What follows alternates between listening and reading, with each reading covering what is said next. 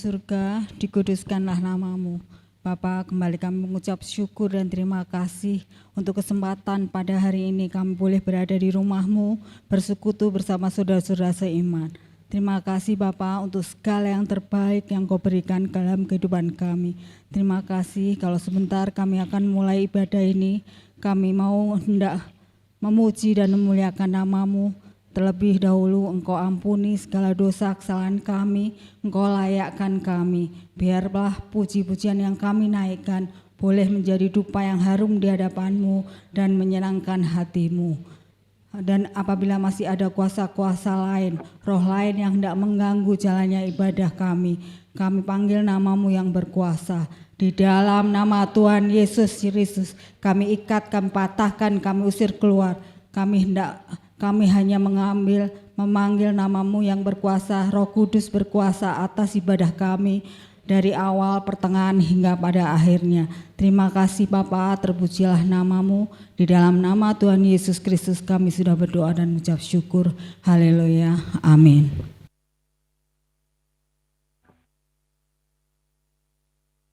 Shalom, puji nama Tuhan kalau saat ini kita boleh kembali ada di rumah Tuhan.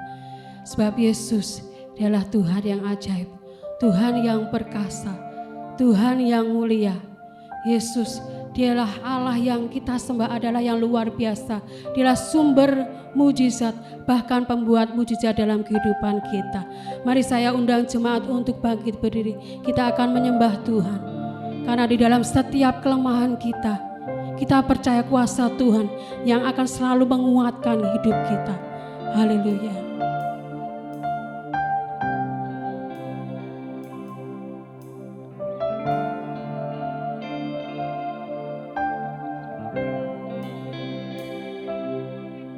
Di dalam kelemahanku sempurna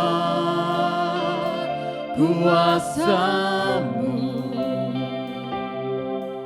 hebatnya tantanganku, lebih hebat Tuhanku, ku berserah kepada-Mu. Dalam kelemahanku sempurna kuasa-Mu, hebatnya tantanganku, lebih hebat Tuhanku, ku berserah kepada-Mu. Membelah laut yang terduga barat, yang mustahil pun terjadi karena kuasa-Mu yang pegang hidupku, yang buka jalan bagiku. Kau membuat mujizat terjadi.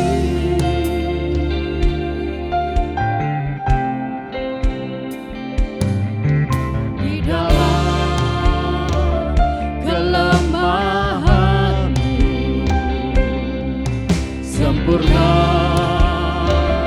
kuasa-Mu, hebatnya tantanganku, lebih hebat Tuhanku, ku berserah kepada-Mu yang membelah laut yang terluka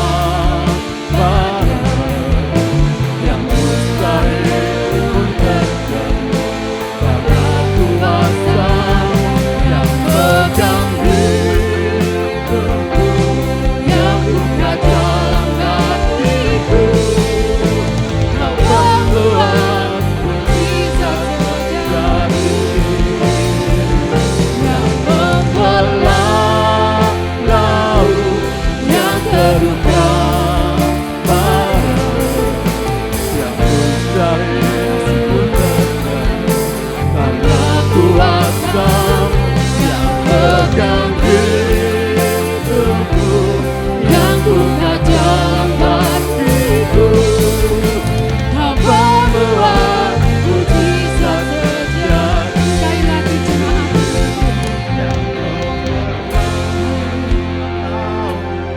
Yang terukam barang yang mustahil pun terjadi. Kuasa yang pegang hidupku, yang buka jalan bagiku. Kau membuat mujizat terjadi. Yang membelah laut yang terbuka, yang mustahil pun terjadi karena kuasa yang pegang hidupku, yang buka jalan bagiku. Kau membuat mujizat terjadi. Kau membuat mujizat terjadi. Kau membuat mujizat terjadi. Sembah nama Tuhan. Kau membuat mujizat dalam hidupku. Terima kasih Yesus. Haleluya. Ku sembah nama-Mu Tuhan. Ku agungkan, ku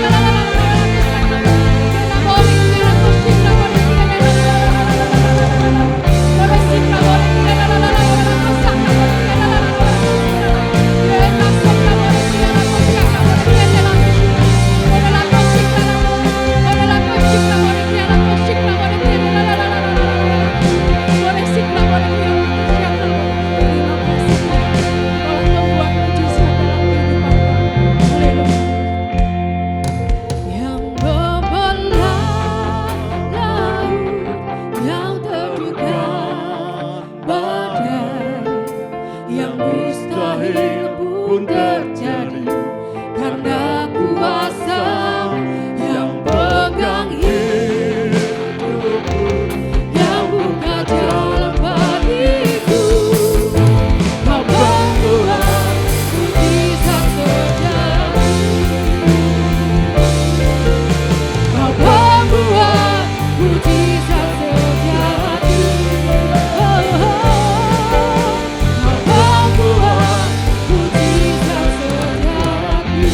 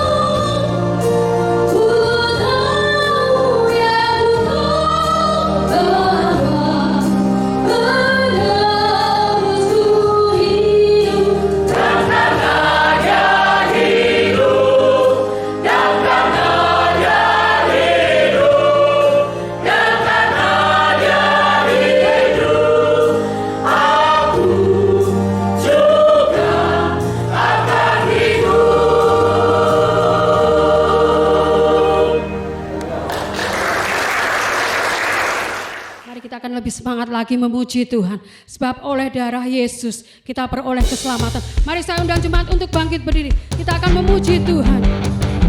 Hanya Yesus dialah layak yang ditinggikan dan dipuji. Haleluya. Oleh darah anak domba, oleh kesaksian kita, Iblis dikalahkan, kuasanya dihancurkan oleh darah anak domba.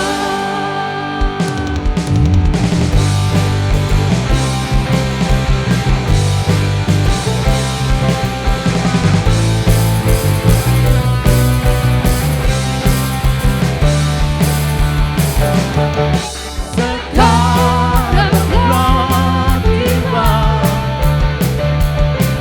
keselamatan dan kuasa,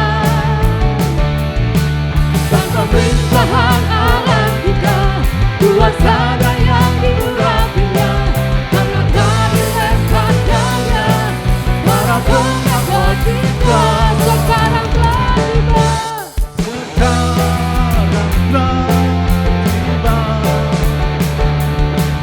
keselamatan dan kuasa,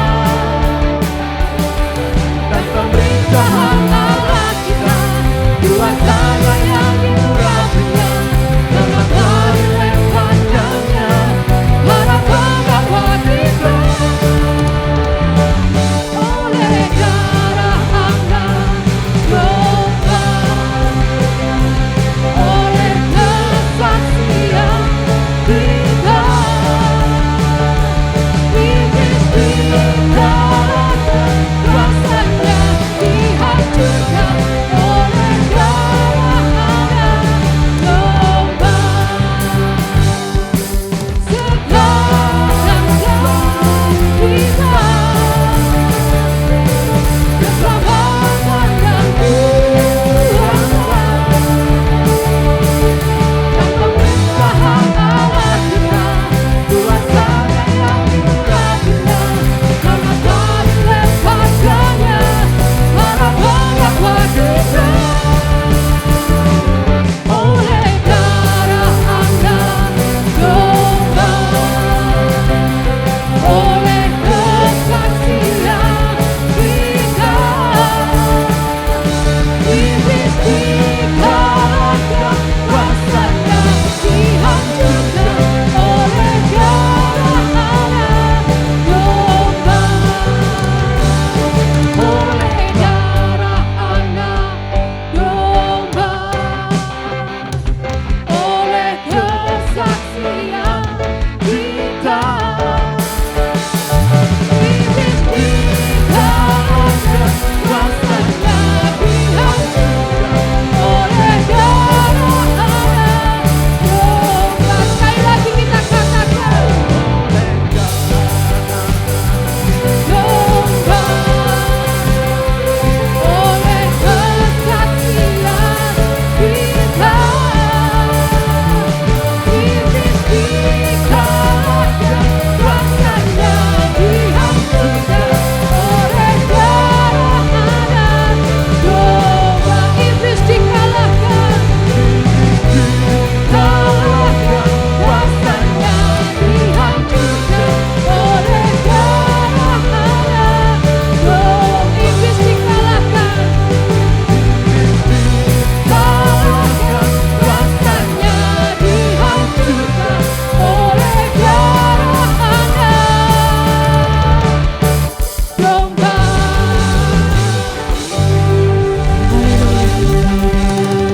Haleluya.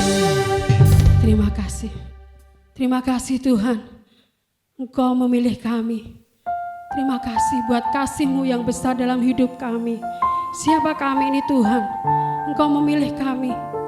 Terima kasih Yesus. Engkaulah kekuatan dalam hidup kami. Haleluya.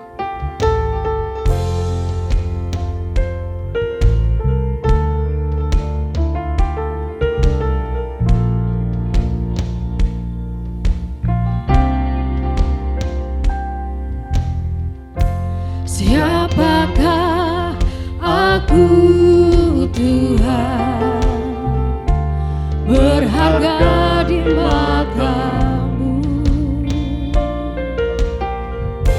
Kau memilihku Tuhan dengan semua masa laluku. Dapatkah sesuatu yang baik datang dari hidupku? Engkau hadir dalam hatiku, memulihkanku, beri kekuatanku percaya, ku kan melihat kuasa-Mu Tuhan. Hal yang lebih besar telah Kau sediakan bagiku.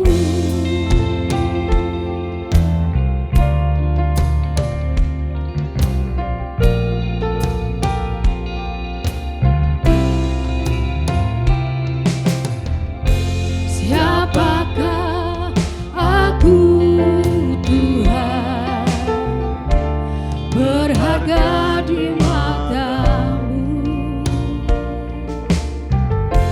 Kau memilihku Tuhan dengan semua masa laluku.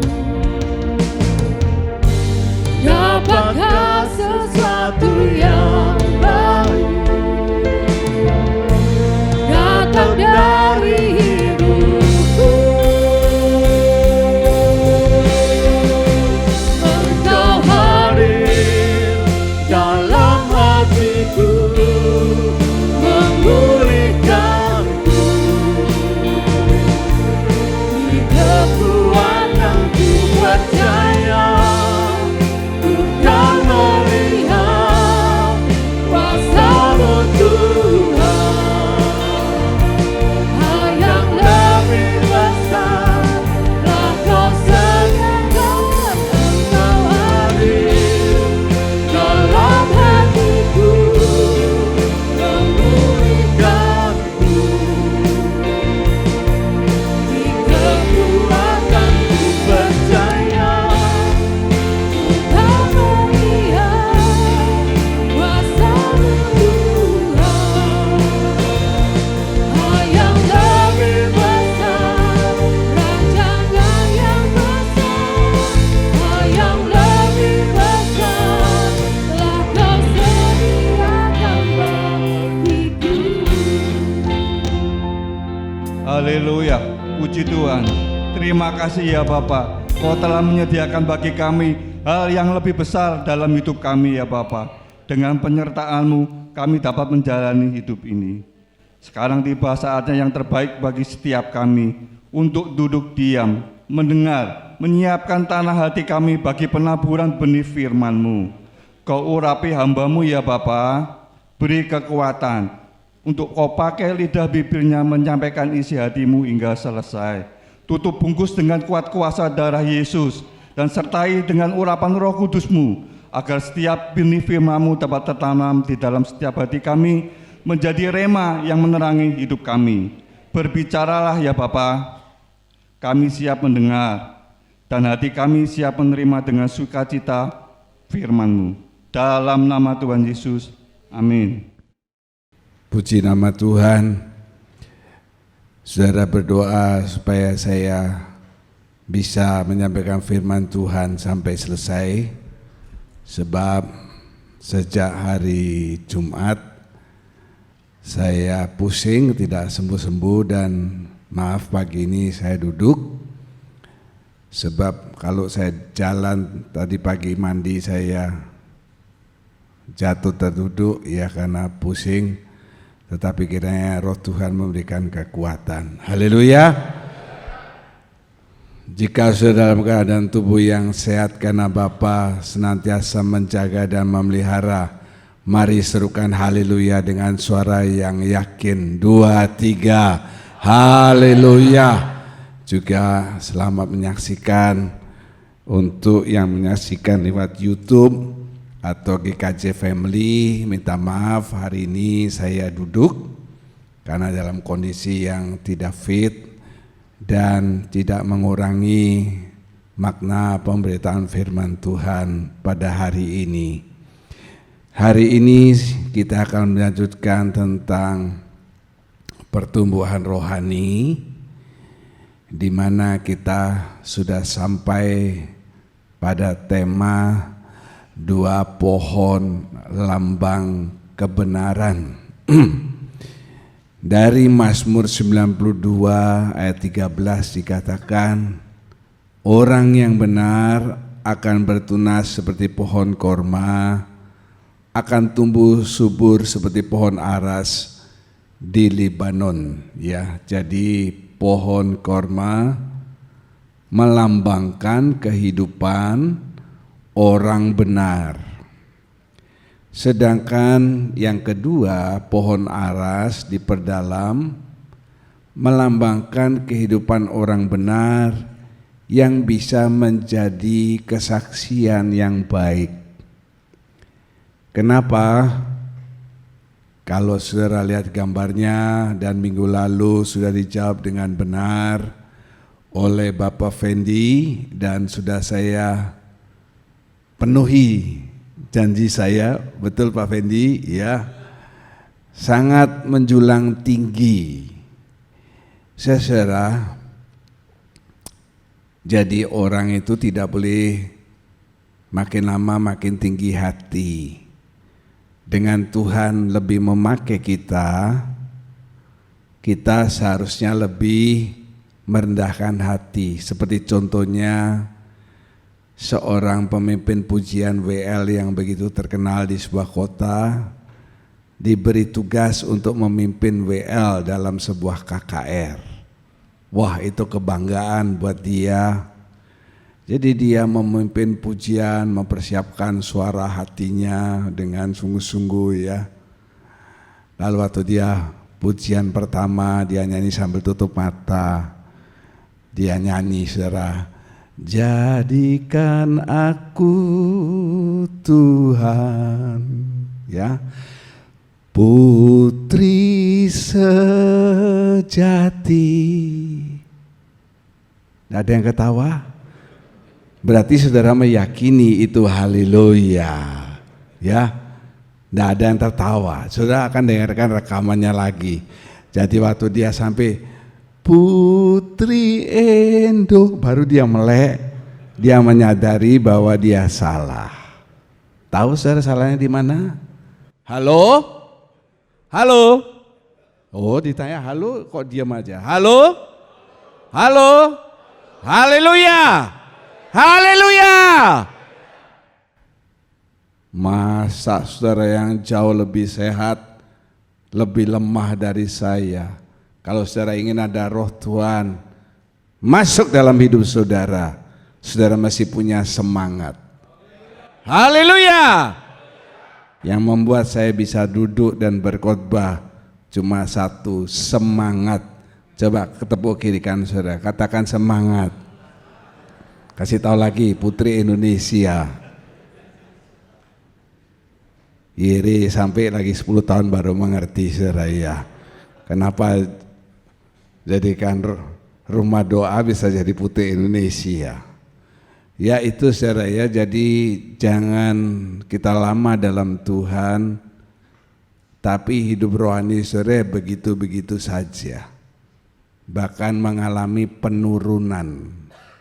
Ya, hati-hati saudara. Pohon aras ini mempunyai beberapa hal yang luar biasa. Yang pertama, kalau kita bisa menjadi kesaksian, itu punya arti. Arti yang pertama adalah kita bisa menolong orang yang berdosa, bukan menolong orang yang berbuat salah. tetapi menolong orang yang berdosa. Katakan bersama saya, menolong orang yang berdosa. Ini sangat penting saudara ya. Mari dengarkan pembacaan dari Imamat 14 ayat 4 sampai 6. Imamat 14 ayat 4 sampai 6. Maka imam harus memerintahkan supaya bagi orang yang akan ditahirkan itu diambil 2 ekor burung yang hidup dan yang tidak haram, juga kayu aras, kain kirmisi, dan hisop. Imam harus memerintahkan supaya burung yang seekor disembelih di atas belanga tanah berisi air mengalir. Tetapi burung yang masih hidup haruslah diambilnya bersama-sama dengan kayu aras, kain kirmisi, dan hisop. Lalu bersama-sama dengan burung itu semuanya harus dicelupkannya ke dalam darah burung yang sudah disembelih di atas air yang mengalir itu. Haleluya. Ayat 5 sampai ke 6 mungkin saudara bingung, tetapi dasarnya ada di ayat yang keempat. Imam ini dalam perjalanan orang Israel menuju tanah Kanaan ada begitu banyak perintah-perintah yang Tuhan berikan. Imam harus memerintahkan supaya bagi orang yang akan ditahirkan. Kata orang yang akan ditahirkan itu artinya sebelumnya orang tersebut tidak layak di hadapan Tuhan. Jangan lupa dalam perjanjian lama untuk orang-orang semacam itu cepat sekali hukuman Tuhan itu turun, dan hukuman Tuhan itu adalah dalam bentuk kematian. Berarti orang ini mendapatkan pengampunan. Puji nama Tuhan, kita sekarang hidup dalam zaman anugerah. Kalau kita semua ini yang ada di tempat ini dan yang mendengar hidup dalam era perjanjian lama, saya percaya sekali termasuk saya mungkin tidak bisa melewati tahun ini. Sebab sekali kita berbuat salah, hukuman Tuhan langsung turun. Ya, tetapi masih ada juga pengampunan yang Tuhan berikan. Pentahiran itu antara lain di samping untuk orang yang berbuat salah tidak menyenangkan hati Tuhan, juga bagi orang yang terkena kusta.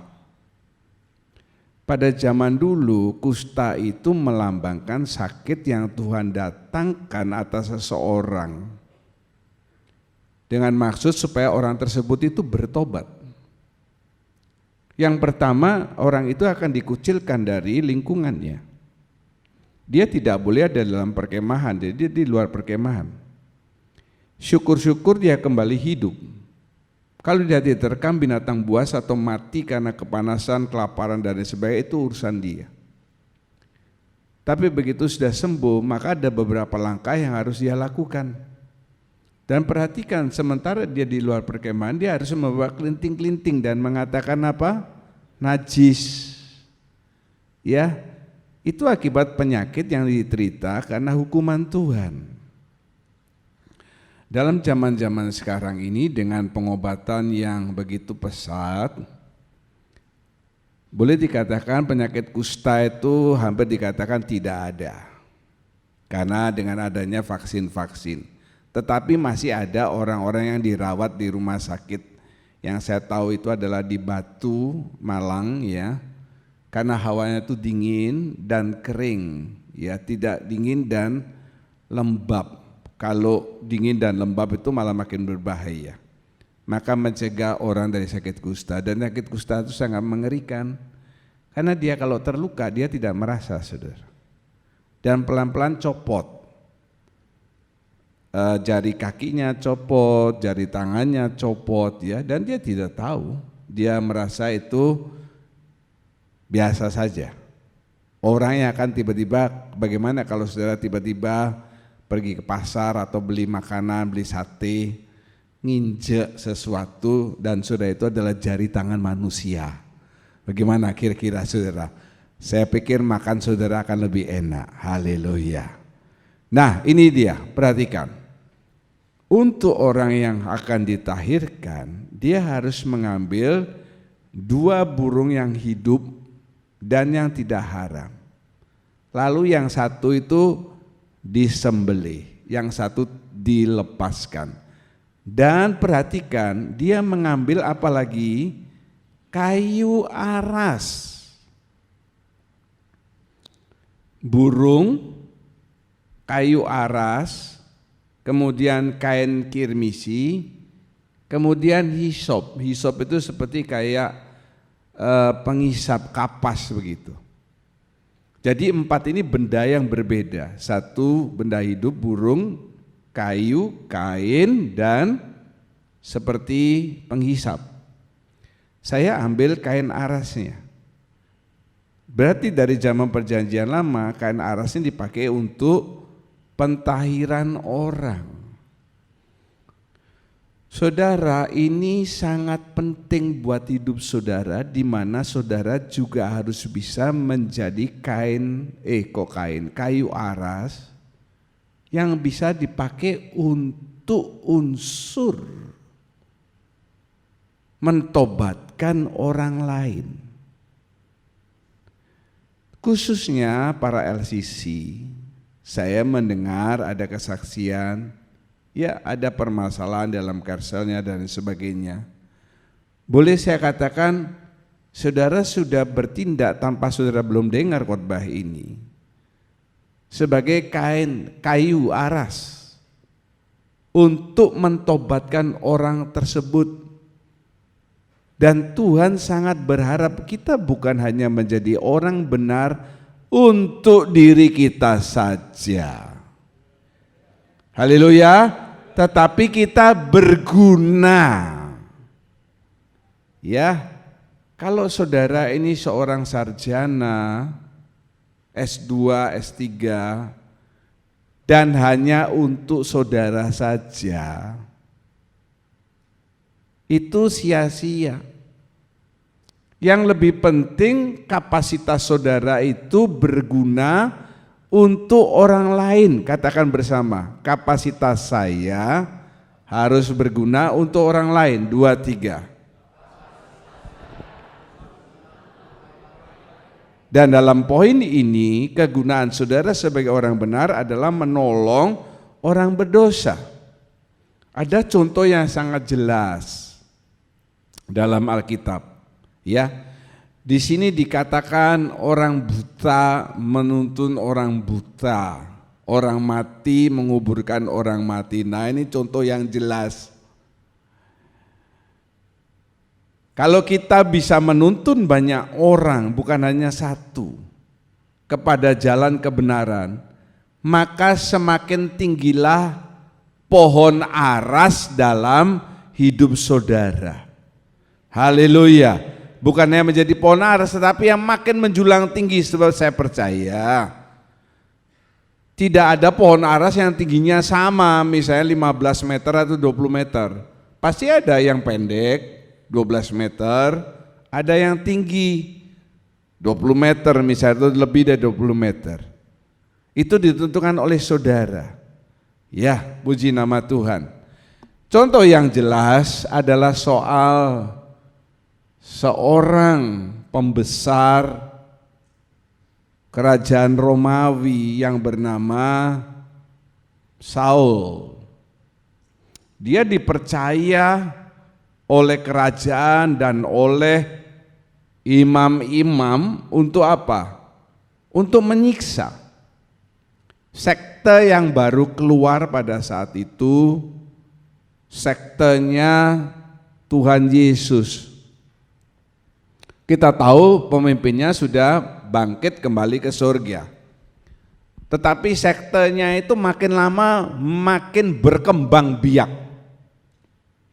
Biasanya kalau sekte-sekte itu saudara, kalau pemimpinnya mati, kemungkinan besar persentasenya mereka lalu akan menciut. Tetapi ini tidak.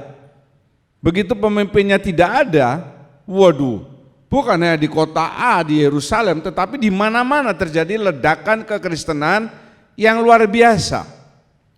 Dan itu sangat tidak diingini oleh orang-orang Yahudi pada saat itu, juga oleh pemerintahan Romawi, karena mereka ingin kestabilan pemerintahan. Kebetulan Saul ini orang yang sangat berkobar-kobar hatinya. Istilahnya dia itu bersemangat sekali kalau disuruh menyiksa dan membunuh yang namanya sekte Kristen. Ya, tetapi saudara sudah tahu ceritanya. Bagaimana akhirnya Saul ini menjadi, teolog banyak mengatakan dia ini rasul yang ke-13 tetapi yang terhebat, termuda tetapi terhebat. Ya, karena dia diajar oleh Sanhedrin dan dia adalah seorang pejabat Romawi. Nasibnya berubah drastis. Yang tadinya dihormati naik kuda, yang lain tentara jalan, yang dia naik kuda. Dihormati, punya jabatan yang tinggi. Sekarang balik dia dikejar-kejar. Oleh siapa? Oleh orang-orang Sanhedrin dan orang-orang Romawi. Loh, kamu ini pengkhianat berarti. Tetapi perhatikan, kalau saudara berpikir bahwa mahkota yang diterima oleh Rasul Paul di surga itu besar, tidak salah. Tetapi ada mahkota yang lebih besar yang diterima oleh Rasul Paul, yaitu diterima oleh seorang yang bernama Ananias. Siapa Ananias ini? Bukan seorang nabi yang besar. Kalau saudara baca, nabi ini nabi kecil biasa saja. Artinya apa? Saudara jangan pesimis dengan diri saudara yang mengatakan saya tidak bisa apa-apa, saya orang goblok, saya orang yang tidak berpendidikan, saya bukan orang yang punya. Tuhan bisa memakai siapapun juga untuk menjadi alat kebesarannya. Katakan haleluya. Jangan pesimis dengan diri saudara. Ingat perkataan saya yang pertama. Yang pertama saudara harus punya semangat. Katakan bersama, semangat. Ngomongnya kurang dikasih bakso. Semangat. Haleluya. Mari kita baca bersama di dalam 1 Timotius. Ini adalah suratan yang ditulis oleh Paulus kepada Timotius. 1 Timotius 1 ayat 16. Ya, tolong baca semua 2, 3. Tetapi justru karena itu aku dikasihani, agar dalam diriku ini sebagai orang yang paling berdosa, Yesus Kristus menunjukkan seluruh kesabarannya. Dengan demikian, aku menjadi contoh bagi mereka yang kemudian percaya kepadanya dan mendapat hidup yang kekal. Amin. Amin. Seluruh orang di seluruh dunia dari zaman ini ditulis sampai sekarang dan seterusnya bisa membaca. Ini bukan sesuatu yang membanggakan. Paul dengan berani mengakui, aku ini orang yang paling berdosa. The most, paling berdosa. Dan dia mengatakan, menunjukkan seluruh kesabarannya. Dimulai dari siapa? Nabi Ananias. Saudara mungkin pikir enteng-enteng aja di Ananias ya. Ananias itu sudah ngomong sama Tuhan. Tuhan, orang ini ya sudah terkenal jahat terhadap kaum kami, sekte kami. Sekarang aku disuruh memelihara dia. Kita kan baca sudah tahu 3 hari, tetapi kalau Ananias waktu itu kan belum tahu. Kalau sudah tahu 3 hari ya sudah enggak apa-apa, 3 hari aja diam-diam. Loh siapa tahu 30 hari, kan dia ada yang tahu. Itu resiko bagi dia dicerca oleh yang lain. Resiko bagi dia, nanti kalau Saul ini sembuh, dia tidak tahu Saul ini mengalami perubahan yang drastis. Buktinya Saul pergi ke Mesir 3 tahun loh saudara, ngungsi. Kenapa? Dicari-cari sama orang Yahudi dan tentara Romawi. Oh, bajingan kamu pengkhianat, saya bunuh kamu. Kembali ke Ananias. Dia tawar-menawar dengan Tuhan. Dia tidak tahu, siapa tahu Saul ini melek matanya. Jangan kira pasukannya pergi, pasukannya di depan. Yang nyuruh pasukannya pergi ya Saul, bukan Ananias. Atas hak apa, atas mauan apa Ananias nyuruh-nyuruh tentaranya Saul pergi? Ya toh, dia kan pergi dengan tentaranya lalu dia rebah di tengah jalan. Dia bilang dengan keseluruh kesabaran, perhatikan saudara. Titik balik ini menjadi contoh. Bisa enggak saudara ini dalam hidup saudara menjadi buah bibir yang baik? Jangan sampai waktu sudah terkapar di peti mati, orang akan berkata, akhirnya pergi juga orang ini. Atau saudara menangisi kepergiannya. Bagaimana dengan hidup saudara? Ya, orang lihat saudara di peti mati, akhirnya pergi juga, ya meskipun utangnya belum lunas biarin aja. Si brengsek ini akhirnya hilang. Atau gini, ini orang yang banyak berjasa buat kehidupan saya secara rohani.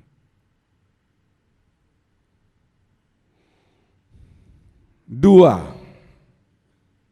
yang pertama menolong orang berdosa, yang kedua pohon aras yang tinggi ini artinya kita punya kesempatan untuk dekat dengan Tuhan.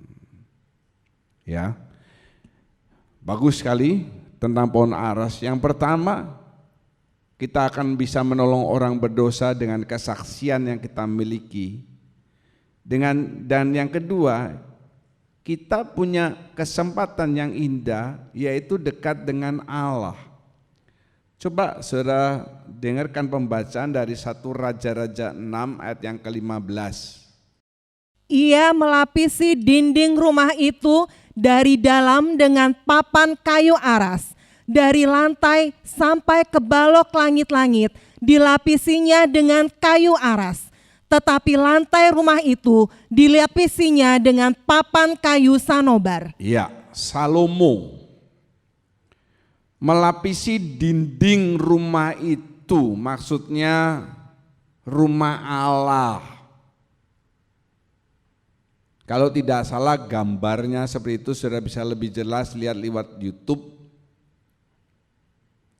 Bagaimana struktur tabernakel yang kedua yang dibangun oleh Salomo ini dahsyat.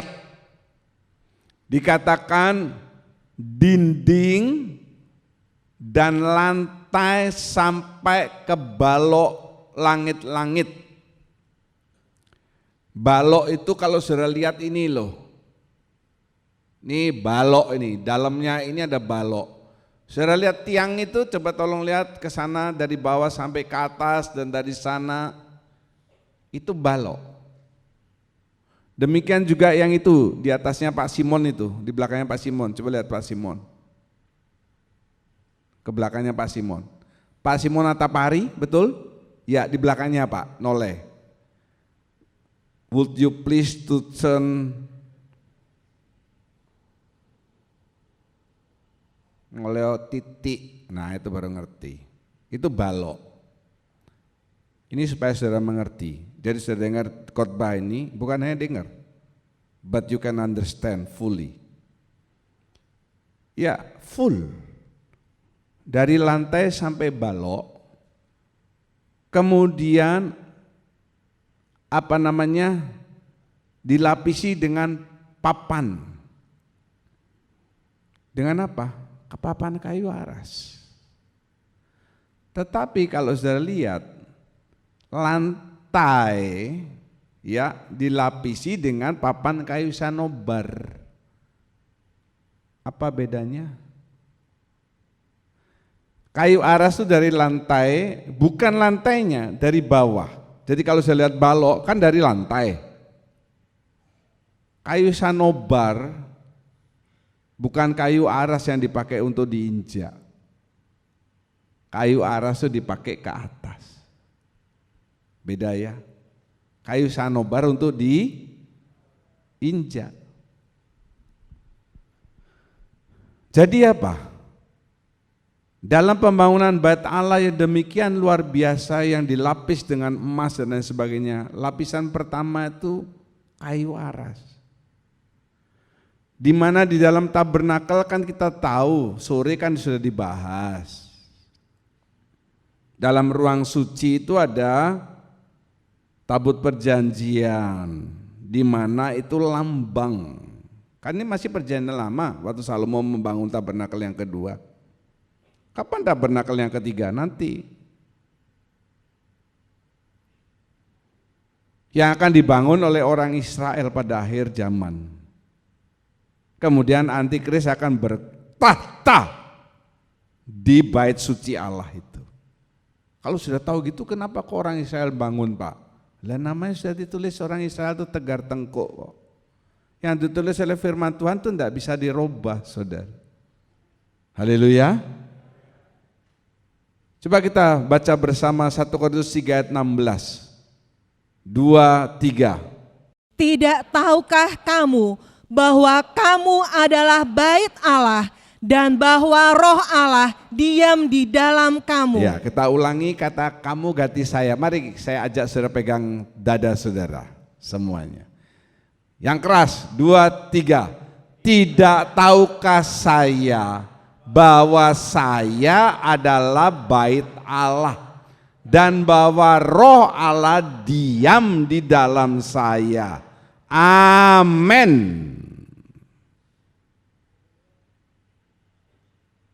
Sekali lagi, kalau Presiden Jokowi ada di sebelah saudara, kira-kira saudara berani begini enggak? Halo, jawab saudara. Enggak mungkin. Saudara berani enggak ngeluarin rokok? Apalagi ngadep ke dia. Ya. Batuk saja.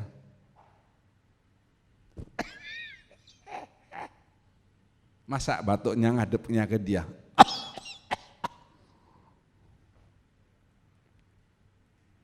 Seringkali saudara lupa, saudara memperlakukan diri saudara buruk sekali.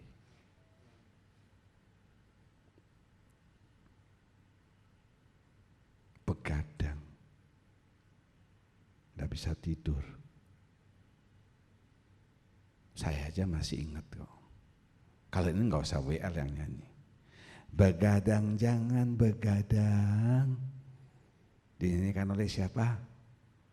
John Paul, ngawur aja.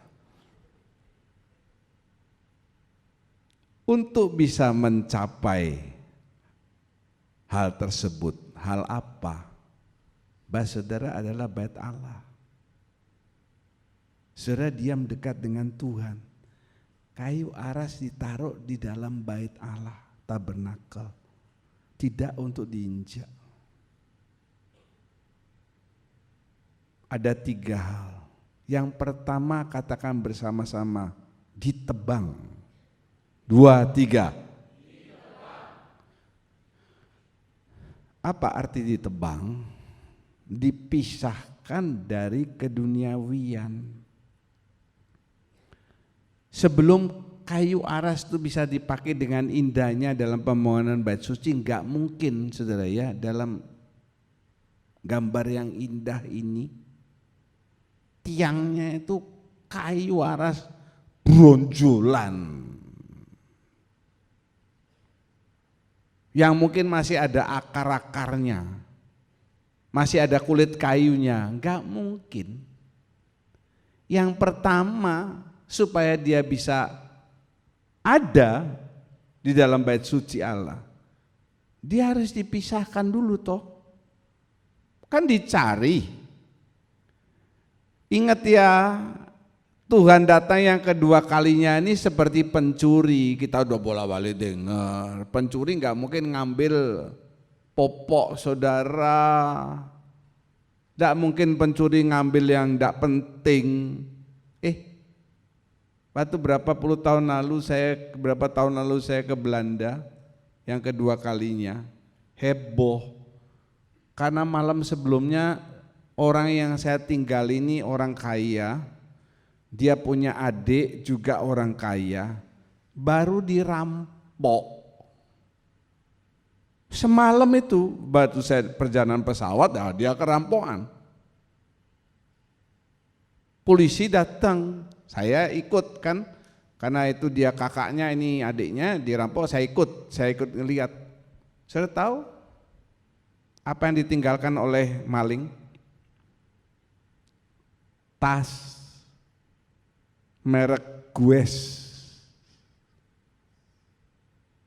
Kalau saudara punya tas merek Guess, artinya tebak, Guess. Saudara bangga, dilus-lus, dikepit, bila perlu dikalungkan saudara. Harganya mungkin 1 juta. Kok tahu Pak John? Dan setiap kali saya ke level kan harus lewat lorong tas Guess. Mahal 1 juta. Ditinggalin sama malingnya. Baju-baju yang indah ditinggalin. Tahu saudara yang diambil? Louis Vuitton, Hermes, berlian, bahkan ada cincin emas ditinggalin sama malingnya. Maling aja pinter, apalagi Tuhan Yesus. Saya tidak mengatakan Tuhan Yesus raja maling, saudara. Jangan salah.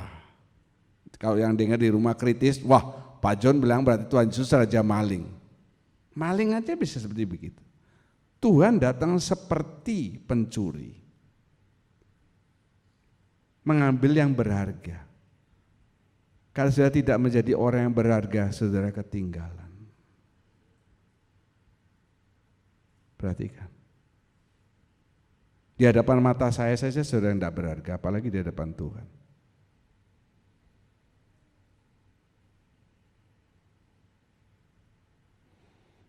Tolong dibacakan 1 Raja 5 ayat yang ke-6. Oleh sebab itu, perintahkanlah orang menebang bagiku pohon-pohon aras dari gunung Libanon. Dikatakan perintahkanlah orang menebang bagiku pohon aras dari Libanon. Ditebang itu enggak enak saudara. Ingat, pohon itu mempunyai tubuh dan jiwa katanya. Binatang, tubuh dan jiwa, cuma satu yang membedakan manusia, apa? Roh. Jangan lupa bahwa manusia dan hewan diciptakan pada hari yang sama. Makanya Darwin berpegang pada itu, bahwa kita sepupu sama MONYET. Mau saudara punya sepupu namanya itu? Waktu saudara ke Sange ada saudara nyari sepupu saudara namanya Susi di sana. Tapi banyak orang yang percaya toh. Pohon itu juga bisa merasa sakit. Kok bisa Pak? Iya. Getah yang dia keluarkan pasti dia teriak. Kalau bisa teriak, pohon itu waktu ditebang dia akan au, au, au. Bukannya sapi kalau mau dipotong nangis, saudara.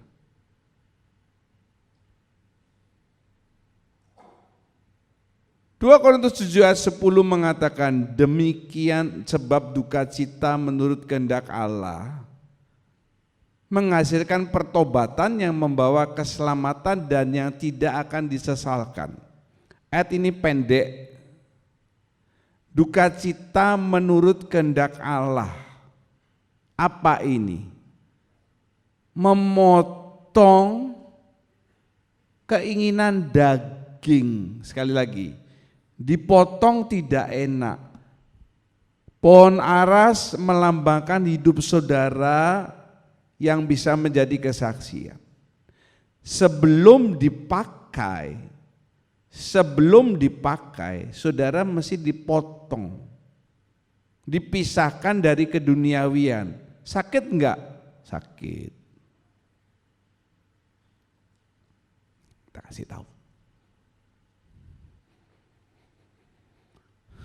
Dalam pengalaman saya sebagai gembala sidang,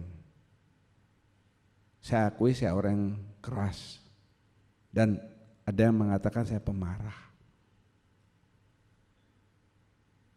But this is for your own good, not for me. Untuk kebaikan saudara. Saya diomongin keras aja nggak dengar. Ya.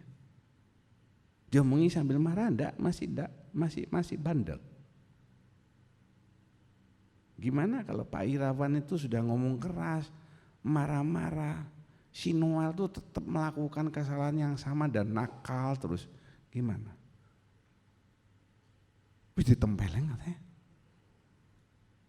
Ya bisa jadi, enggak apa-apa, karena firman Tuhan makan rotan baik untuk anak-anak kan.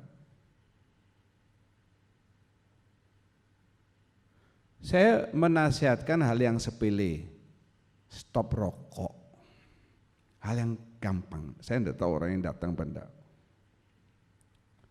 Ada orang yang dengar itu berkali-kali berhenti saudara, tidak ngerokok lagi. Tapi ada juga yang sampai mati. Baru berhenti karena apa? Karena mati.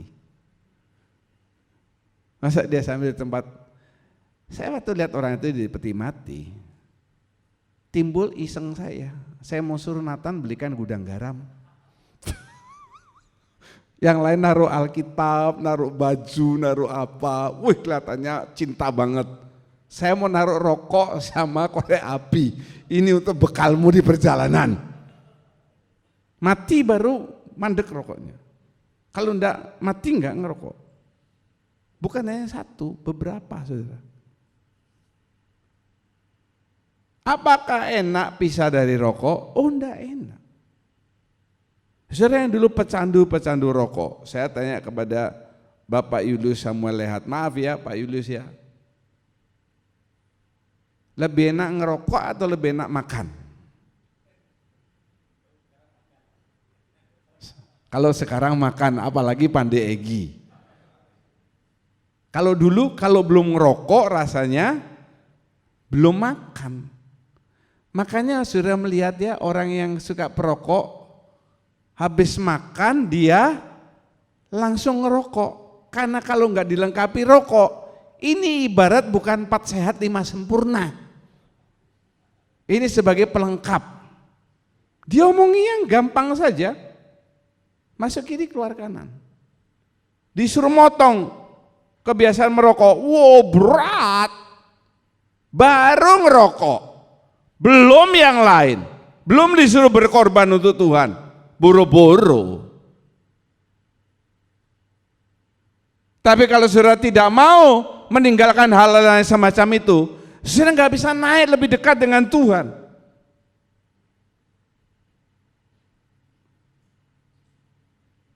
Perlu pengorbanan, dan itu dikatakan duka cita.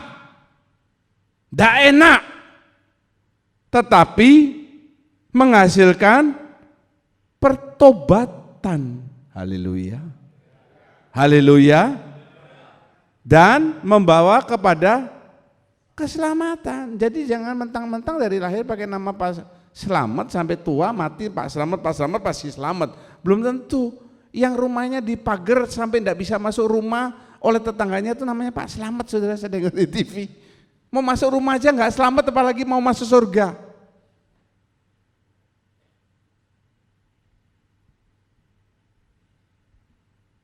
Repot memang memotong kedagingan, repot, sangat merepotkan, sangat bikin duka cita.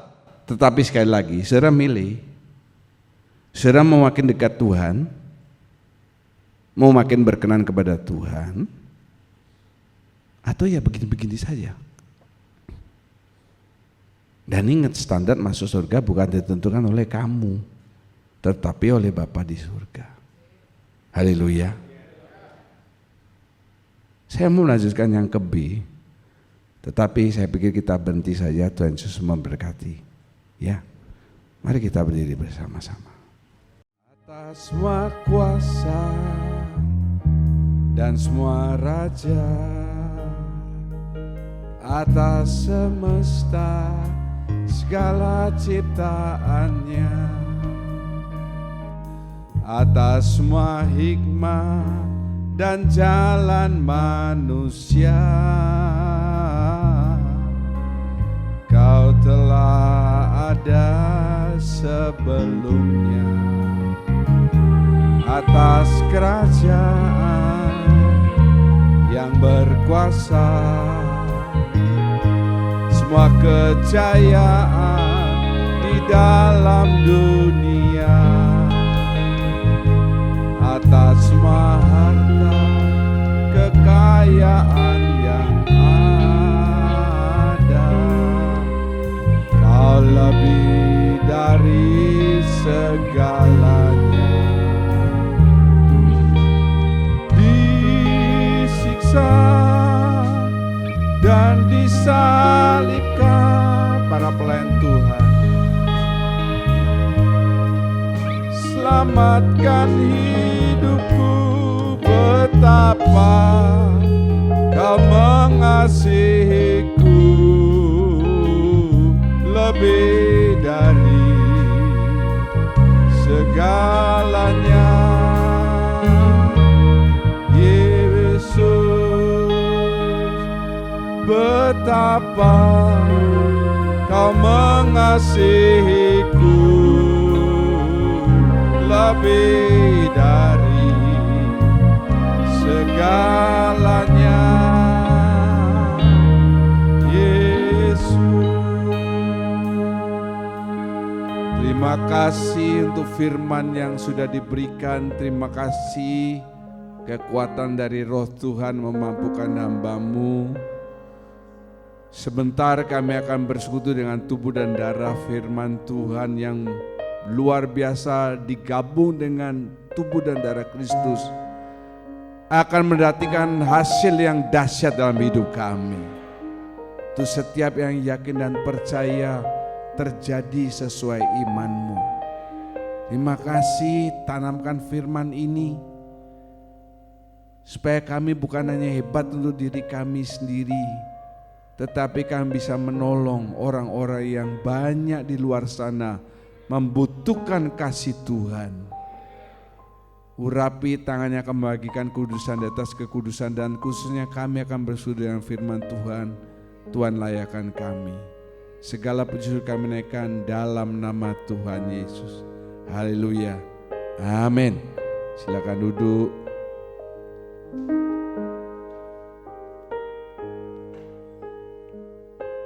Atas semua kuasa dan semua raja, atas semesta segala ciptaannya, angkat suara saudara, atas semua hikmah dan jalan manusia,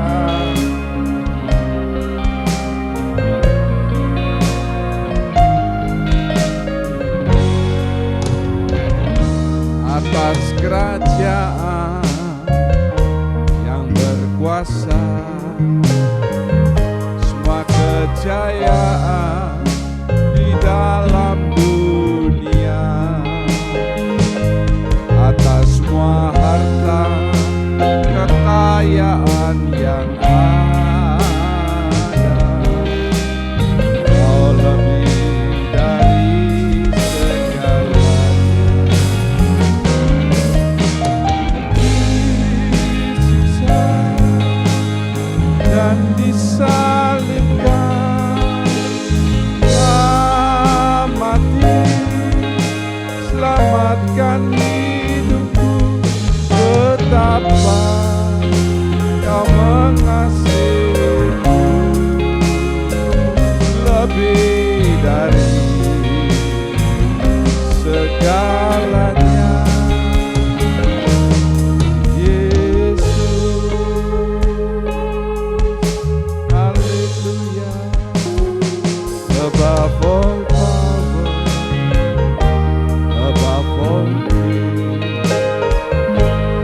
above all nature and all created things,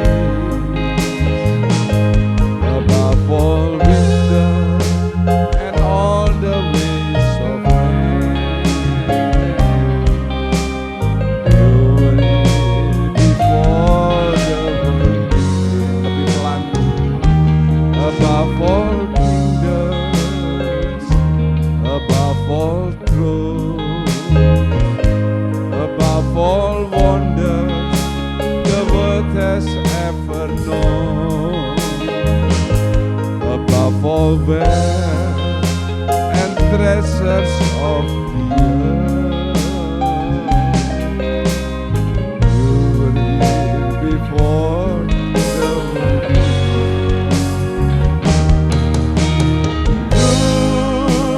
Crucified, laid behind the stone, you lived to die, rejected and alone, like a loon, trampled on the ground.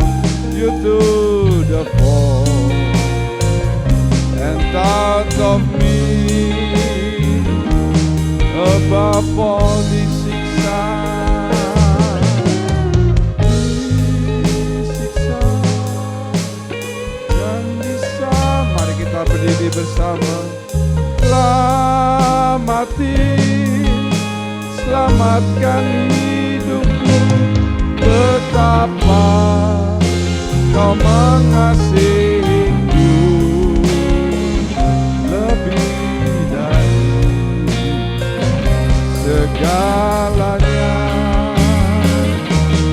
Yesus, biarmu saja disiksa, disiksa dan disalibkan, telah mati, selamatkan hidupku. Betapa kau mengasihiku lebih dari segalanya.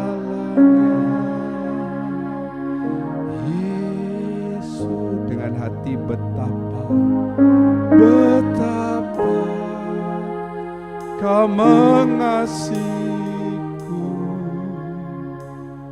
lebih dari segalanya. Yesus, haleluya. Diagungkan, ditinggikan, dibesarkan. Engkau Allah yang mulia, Allah yang perkasa. Oreketele berelele Allah parala. Oreketele berelele Allah. Yesus, iterele Allah.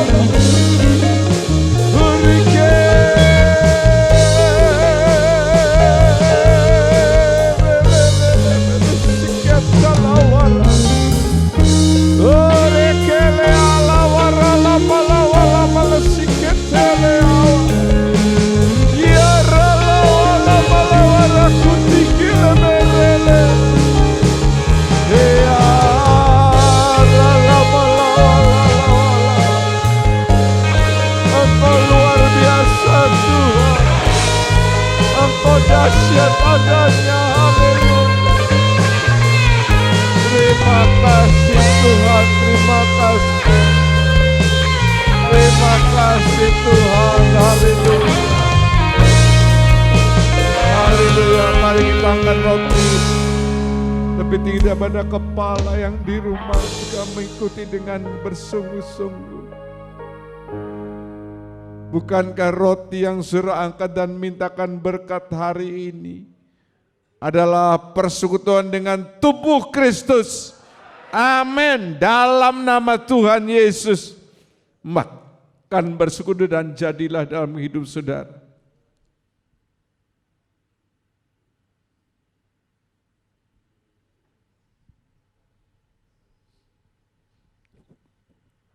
Mari kita mengangkat cawan lebih tidak pada kepala. Ambil setiap tetesan darah Kristus. Jadikan itu lambang dalam hidupmu. Di mana pada saat Tuhan datang menjemput kedua kalinya, Dia melihat lambang itu dan engkau akan diselamatkan. Bukankah cawan berisi anggur, berisi darah Kristus, adalah persekutuan dengan darah Tuhan Yesus Kristus. Amin. Katakan dalam nama Tuhan Yesus. Minum jadi berkat dalam hidup saudara dan jadilah demikian.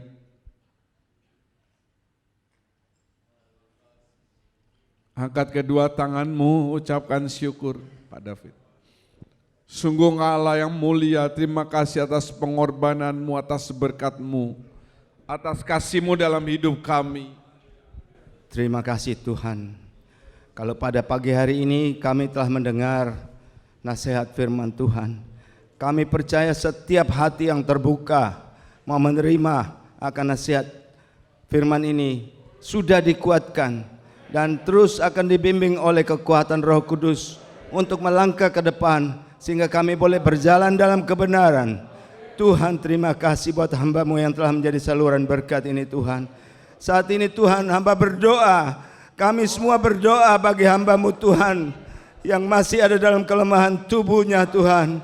Tuhan, hamba percaya pada saat dia telah menerima tubuh dan darah-Mu, pasti dia akan sembuh karena firman-Mu mengatakan bersekutu dengan darah Tuhan, segala kelemahan tubuh sudah dipulihkan dan hamba percaya ia sudah disembuhkan. Terima kasih Tuhan, jadikan dia terus berkat Tuhan bagi banyak orang sehingga nama Tuhan dipermuliakan. Terima kasih Tuhan, sertai kami semua jemaat-Mu Tuhan, berikan kami kekuatan untuk dapat hidup benar dan biarlah kami terus dapat memuliakan nama-Mu dalam kehidupan kami. Terima kasih Tuhan, terpuji nama-Mu, di dalam nama Tuhan Yesus Kristus kami telah berdoa dan mengucap syukur. Amin. Kami menengadahkan kedua tangan, mengangkat wajah, mengatakan amin untuk siap penyataan firman Tuhan, karena kami percaya tingkap-tingkap surga terbuka. Engkau memandang kami dengan wajah kasih-Mu, mencurahkan berkat dalam kehidupan kami. Berkati setiap persembahan yang sudah diberikan, setiap pelayan kemah suci hari ini Tuhan tambahkan anugerah dalam hidup mereka. Setiap tangan memberikan persembahan kudus, tanda ketaatan mereka terhadap perkara yang paling sederhana. Sebaliknya perkara-perkara yang dahsyat Tuhan tambahkan dalam hidupmu. Pada akhirnya saudara yang kekasih, Tuhan memberkati engkau, Tuhan melindungi engkau, Tuhan menyinari engkau dengan wajah-Nya, Tuhan memberi engkau kasih karunia. Tuhan sedang menghadapkan wajah kepadamu untuk mencurahkan damai sejahtera. Segala puji dan syukur kami naikkan dalam nama Tuhan Yesus Kristus. Kami berdoa dan mengucap syukur. Haleluya.